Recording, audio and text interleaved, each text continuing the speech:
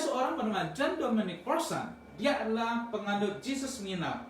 Dia adalah orang yang sama sekali tidak percaya akan kebangkitan Yesus. Dan dia mengatakan itu adalah ilusi, itu adalah tidak mungkin. Bahkan dengan arogannya Bapak Ibu, dia memberikan satu statement bahwa Yesus tidak bangkit.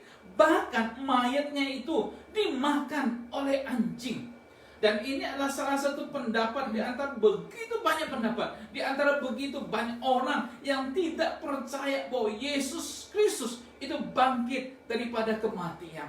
Hari ini melalui pembacaan Alkitab yang begitu panjang Bapak Ibu dan Saudara sekalian, saya mau menyatakan kepada Anda dengan satu kepastian, walaupun saya tidak melihat dengan kepala saya, dengan mata jasmani saya, tapi melalui firman Tuhan yang kita baca tadi, Yesus yang telah mati di atas kayu salib, Yesus yang sama itu juga bangkit dari kematian, dan dia memperlihatkan diri kepada murid-murid yang pada saat itu ketakutan, pada saat itu kebimbangan, tidak tahu apa yang harus mereka perbuat. Kumpul bersama-sama, walaupun tidak ada stay home order, walaupun tidak ada di sama PSBB, mereka semua berkumpul dalam satu rumah karena ketakutan. Dan Yesus menampakkan diri kepada mereka. Dan inilah Bapak dan Saudara sekalian, bagaimana dampak kebangkitan Yesus kepada para murid yang sedang berkumpul. Yesus memberikan satu dampak yang luar biasa. Ada 3 hal Bapak Ibu. Yang pertama, Yesus memberikan damai sejahtera kepada murid-murid. Dikatakan di ayat yang ke-36, dan sementara mereka bercakap-cakap tentang hal-hal itu, tentang bagaimana penyaliban Yesus, bagaimana kisah kebangkitan Yesus, di mana mereka melihat Yesus mati di atas kayu salib, dan mereka mendengar Yesus bangkit. Dan hari itu Yesus tiba-tiba berdiri di tengah-tengah mereka dan berkata, damai sejahtera bagi kamu, shalom bagi kamu, damai, peace untuk murid-murid yang sedang ketakutan. Bahkan kalau kita melihat perbandingan ayat kemudian di dalam catatan Yohanes pasal 20 ayat 19 dan 21, Yesus juga di sana diceritakan bagaimana dia berdiri di antara murid-murid dan berkata kepada mereka, damai sejahtera bagi kamu. Ayat yang ke-21, maka kata Yesus sekali lagi, damai sejahtera bagi kamu, sama seperti Bapa mengutus aku, demikian juga sekarang aku mengutus kamu. Ketika Yesus menampakkan diri kepada murid-murid pada waktu itu, pada waktu mereka berkumpul dalam suasana ketakutan, bingung, tidak tahu apa yang harus mereka perbuat, Yesus menampakkan diri, Yesus yang bangkit itu sekarang menyatakan damai sejahtera, shalom kepada mereka. Yesus secara bubuk kebangkitan sekarang berdiri di antara mereka. Sebenarnya itu sudah cukup Bapak Ibu. Itu membuat suatu penampakan yang luar biasa karena mereka mengira hantu, tapi Yesus berkata, di sini ada makanan enggak? Untuk menunjukkan bahwa dia bukan hantu. Dan luar biasa, Bapak Saudara sekalian, ketika Yesus memperlihatkan lukanya, bekas paku dan juga lambungnya, dan ternyata Yesus menanya ada makanan, dan mereka memberikan dia ikan goreng, karena memang orang Yahudi suka makan ikan. Kalau Yesus dengan muridnya orang Indonesia, mungkin Yesus tanya ada makanan nggak? Mereka kasih gado-gado atau empek-empek waktu itu. Tapi karena orang Yahudi, kasih ikan goreng. Baik saudara sekalian, yang menarik adalah Yesus datang, ucapan yang pertama dari kebangkitannya kepada murid-murid yang sedang berkumpul, shalom, damai, peace bagi kamu. Mungkin hari ini ada kekhawatiran, gelisah, Bapak Ibu, ketakutan ada di antara kita semua. Kita tidak tahu apa yang akan terjadi setelah COVID-19 ini berlalu. Situasi mungkin akan banyak berubah. Kehidupan kita, pergaulan kita satu dengan yang lain, masa depan kita, sekolah anak-anak, pekerjaan kita, bisnis kita, kita nggak tahu. Tapi biarlah melalui kebangkitan Yesus memberikan kepada kita satu kata cukup untuk kita, shalom, damai. Karena Yesus memberikan kepada kita satu ketenangan bersama dengan Tuhan. Jika Tuhan ada bersama dengan kita, apakah yang perlu kita khawatirkan? Saya mengingat dengan sebuah kisah seorang bernama Spalford. Spafford ini adalah seorang pengusaha di Chicago.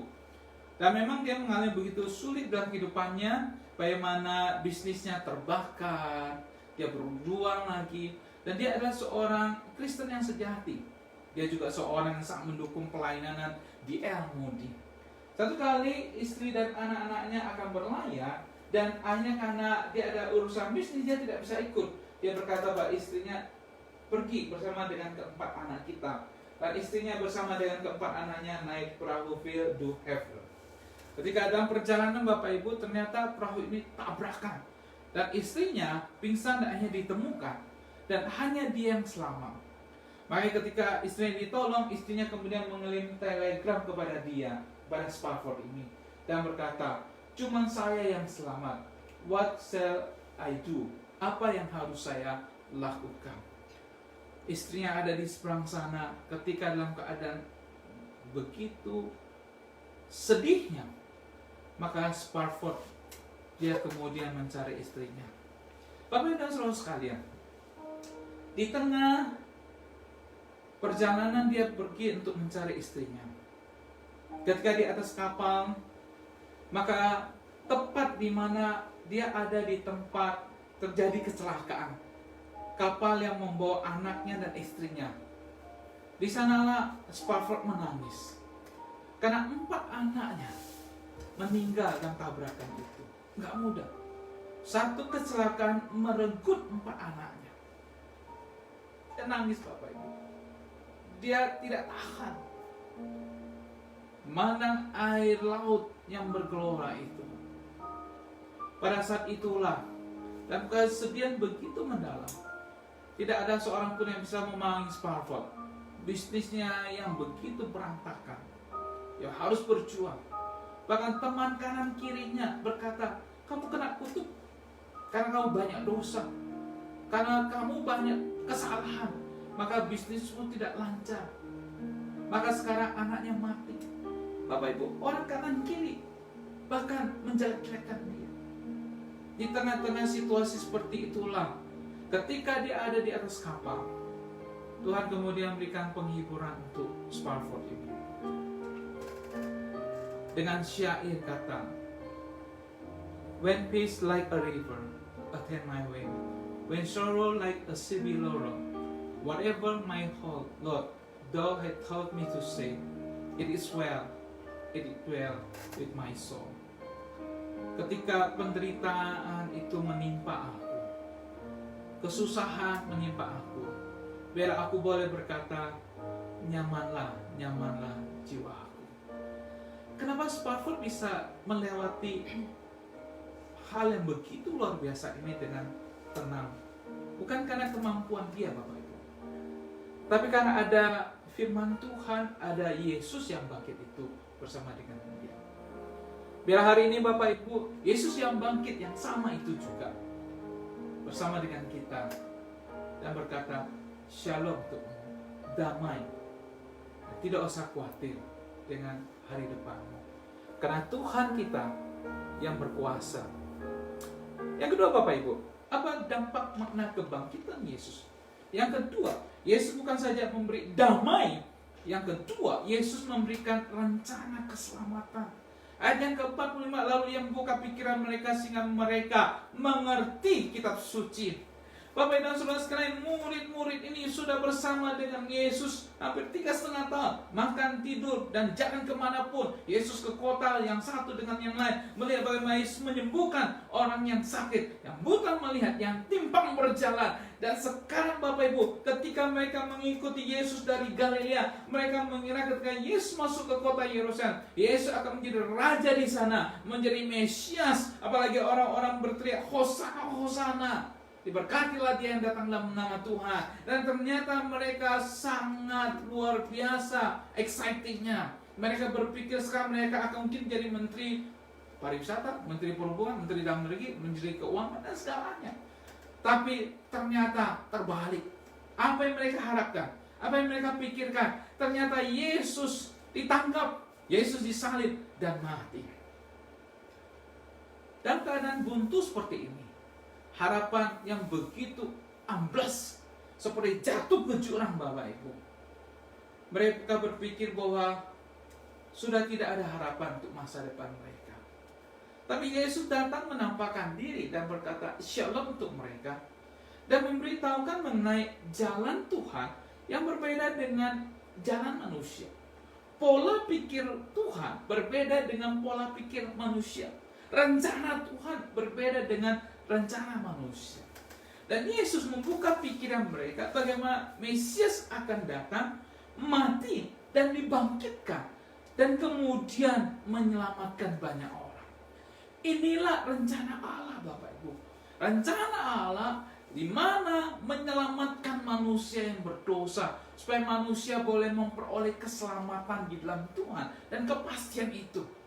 Itulah rencana Tuhan. Rencana Tuhan tidak kecil, hanya membebaskan bangsa Israel dari penjajahan Roma. Rencana Tuhan besar, yaitu membebaskan manusia daripada dosa, sehingga manusia boleh memperoleh hidup yang kekal, keyakinan, keselamatan di dalam Tuhan. Dan itulah yang Yesus sampaikan kepada murid-murid, bahwa ketika mereka mengikut Dia, mereka mengerti keselamatan Tuhan dan mengerti akan apa rencana Tuhan atas kehidupan setiap manusia di dalam dunia ini. Bapak Ibu dan Saudara sekalian, kita bersyukur karena kita boleh percaya kepada Tuhan. Ada keselamatan yang boleh Tuhan berikan kepada kita. Keyakinan keselamatan. Jikalau engkau percaya kepada Yesus, maka engkau akan mendapatkan pengampunan dosa dan memperoleh hidup yang kekal. Agama boleh mengajarkan mengenai kebaikan. Agama bisa mengajarkan mengenai keselamatan. Tapi agama tidak menjamin engkau akan masuk ke surga. Yesus satu-satunya jaminan kita untuk masuk ke surga. Ada seorang rabi, dia berkata kepada murid-muridnya. Rabi ini berpesan kepada murid-muridnya dengan pesan yang sangat unik. Rabinya sudah lanjut usia berpesan begini.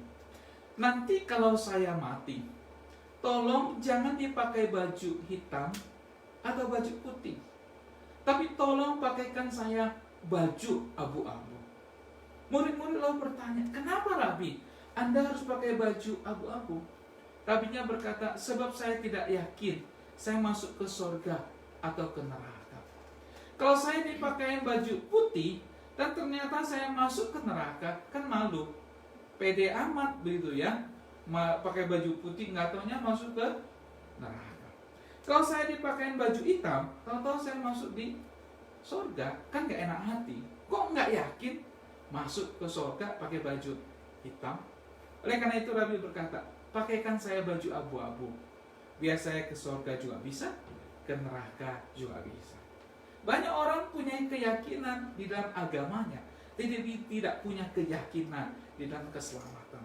Yesus datang lalu memberitahukan kepada murid-murid jalan keselamatan yang direncanakan Allah, bahwa hanya melalui Yesus, Mesias yang datang itu, maka kita bisa memperoleh keselamatan. Yang ketiga dan yang terakhir, Bapak Ibu, Yesus bukan saja yang bangkit itu memberikan dampak shalom, damai kepada murid-murid, memberikan mereka pengertian rencana keselamatan Allah. Dan yang ketiga, Yesus memberikan tugas kepada mereka. Ayat yang ke-48, kamu adalah saksi dari semuanya ini. Yesus memberitahukan kepada murid-murid bahwa mereka nanti akan menerima kuasa daripada Roh Kudus dan mereka akan menjadi saksi daripada Kristus. Kenapa? Saksi itu adalah orang yang melihat, orang yang kemudian mengetahui dengan benar, menyaksikan dengan mata kepala sendiri apa yang terjadi dan menjadi saksi bahwa Yesus yang telah mati itu dan sekarang bangkit dan memperlihatkan diri kepada murid-muridnya. Dan Yesus berkata, kamu adalah saksiku. Maka sekarang kamu pergi keluar untuk memberitakan mengenai keselamatan yang direncanakan Allah bagi manusia. Pergi, karena kamu adalah saksi bagi aku. Bapak Ibu dan Saudara sekalian, para murid-murid, para rasul sudah mati, sudah tidak ada lagi. Dan Yesus pesan itu sama juga diberikan kepada kita, yaitu bahwa kita adalah orang-orang yang percaya kepada-Nya. Mungkin kita berpikir, kenapa Tuhan tidak mengirim malaikat saja untuk menjadi saksi? Kan lebih baik. Misalnya contoh, ya Tuhan mengirim seorang malaikat saja, malaikat menampakkan diri di patung Liberty. Saya yakin dan percaya bahwa banyak orang akan berkumpul di patung Liberty, walaupun ada namanya PSBB, pasti akan banyak kumpul juga karena ada penampakan malaikat luar biasa. Banyak televisi juga akan datang meliput mengenai penampakan malaikat di patung Liberty. Hotline, TV, CNN, semua akan kemudian menyiarkan secara langsung bagaimana ada penampakan malaikat di patung Liberty. Baik saudara sekalian, malaikat kemudian ketika tahu bahwa semua orang sudah siaran langsung melihat, malaikat ngomong begini, "Hai orang-orang di dunia ini, percayalah Yesus, maka kamu akan diselamatkan." Saya percaya banyak orang akan bertobat hanya melalui perkataan malaikat itu. Tapi problemnya adalah kenapa Tuhan tidak mengirim malaikat untuk menampakkan diri dan memberitakan mengenai keselamatan Tuhan? Jawabannya adalah karena malaikat tidak mengalami keselamatan yang direncanakan Allah. Malaikat adalah makhluk yang memang diciptakan untuk melayani Tuhan. Dan malaikat yang jatuh ke dalam dosa, mereka ada di sana. Dan karena keselamatan Kristus bagi manusia yang berdosa, makanya Anda dan saya adalah orang yang sudah mengalami perubahan hidup. Dulu kita berdosa, dulu kita melakukan begitu banyak kejahatan, dulu kita tidak kenal Yesus, dan kemudian sekarang kita mengalami perubahan. Oleh karena itu, kita adalah orang-orang yang diberikan tugas oleh Tuhan untuk menjadi saksi, walaupun dengan mata kepala sendiri kita tidak melihat, tapi kita sudah mengalami dengan mata iman terjadinya perubahan hidup kita. Dulu tidak benar, dan sekarang kita menjadi orang yang dibenarkan oleh Tuhan dengan darah Yesus sendiri. Kita adalah saksi itu, saudara sekalian, untuk memberitakan Injil kepada orang-orang yang pada saat ini ada dalam kebingungan, ketidaktahuan, ketidakpastian mengenai hidup mereka. Dan inilah tugas kita, Bapak Ibu, untuk memberitakan karya keselamatan. Satu kali ada seorang anak remaja telepon saya. Dia berkata, "Kok Kilat bisa tolong busukin papa saya? Dia sakit." Saya tanya, "Papanya di mana?" Dia berkata, "Di rumah sakit Husada." Saudara sekalian, kemudian saya tanya ruangannya, kamarnya, dan kemudian ada satu waktu saya pergi ke rumah sakit Husada. Saya cari kamar bapak ini, dia di ruangan 3, begitu banyak pasien, dan dia salah satunya ada di sana. Pasien yang begitu banyak dalam satu ruangan itu. Kemudian saya memperkenalkan diri, karena bapak ini tidak kenal saya. Saya bilang saya ini adalah penginjil. Saya ini adalah pendeta, supaya dia tahu dari anaknya yang ke gereja. Bapak ini sangat senang karena dikunjungi oleh saya. Bapak ini belum pernah ke gereja. Bapak ini juga tidak Kristen. Dia juga tidak mengenal Kristus. Ketika saya sedang berbicara dengan bapak ini, Roh Kudus menggerakkan hati saya untuk berbicara mengenai Yesus adalah juru selamat. Problemnya adalah sang bapak ini dia dari Pontianak. Dia orang Hakka.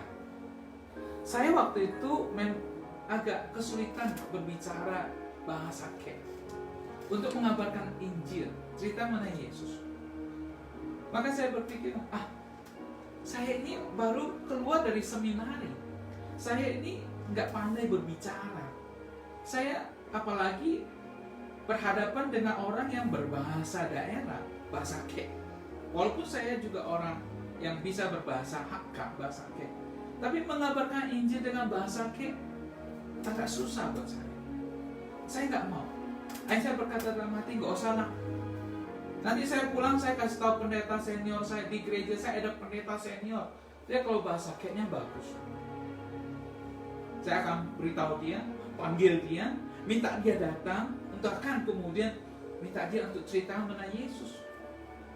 Saya hanya doakan bapak itu supaya dia boleh cepat-cepat sembuh dan pulang ke rumah.